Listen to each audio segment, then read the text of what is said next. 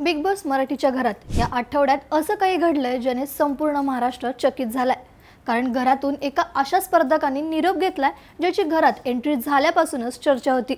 नक्की कोण या आठवड्यात एविक्ट झालंय ते सांगतेच, पण त्यासाठी ही रील शेवटपर्यंत पहा आणि थोडक्यातला फॉलो करा, कारण बिग बॉसचे सगळे अपडेट्स आम्हीच तुम्हाला देतो। या आठवड्यात नॉमिनेशनमध्ये राखी सावंत, राकेश बापट, विशाल कोटियन, अनुश्री माने आणि दीपाली सय्यद हे तगडे स्पर्धक होते।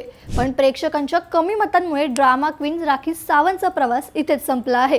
रितेश देशमुख यांनी जेव्हा निकालाची घोषणा केली तेव्हा सगळ्यांनाच मोठा धक्का बसला। मात्र राखीने जाता जाता एक मोठी खेळी खेळली आहे। बाहेर पडताना तिला 3 दरवाजे निवडायला लावले होते, त्यापैकी लाल दरवाजा निवडून तिने चक्क 7 लाख रुपये जिंकलेत।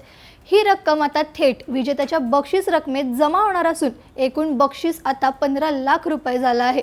राखीच्या या अनपेक्षित एक्झिटमुळे घर नक्कीच शांत होईल, पण राखी गेल्यानंतर आता घरात फक्त 6 स्पर्धक उरलेत आणि त्यांच्यामध्ये चुरशीची लढाई होण्याची शक्यता आहे।